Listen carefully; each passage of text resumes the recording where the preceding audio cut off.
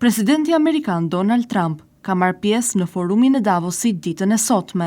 Udhëtimi i tij drejt samitit ekonomik të Davosit ka nisur me mbi 2 orë vonesë. Shkak mësohet të jetë bërë avioni presidencial Air Force One, të cilit i është shfaqur një defekt elektrik i vogël që rrezikonte seriozisht sigurinë e udhëtimit. Për të shmangur vonesat e mëtejshme, Trump u nis me një nga avionët rezervë të flotës presidenciale.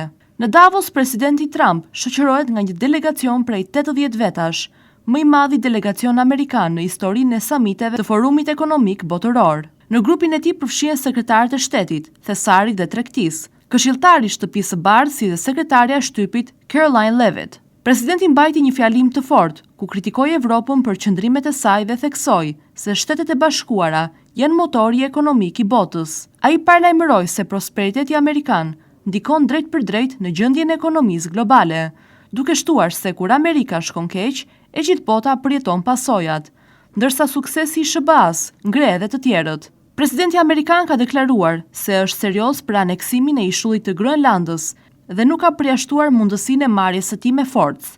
Ideja e marrjes së Groenlandës nuk është e re për Trump, i cili e ka ngritur këtë mundësi edhe gjatë mandatit të tij të parë, duke thënë se kishte konsideruar blerjen e saj. Në fund të dhjetorit, presidenti emëroi guvernatorin e Louisianës, Jeff Landry, si të dërguar special për Groenlandën, duke deklaruar se ai do të udhëheqë përpjekjet për të avancuar idenë që territori të bëhet pjesë e SBA-s. Presidenti Trump përdor shpesh platformën e Forumit Ekonomik Botëror në Davos për të adresuar një gamë të gjerë çështjesh globale, duke përfshirë ekonominë, sigurinë ndërkombëtare, si dhe marrëdhënie diplomatike.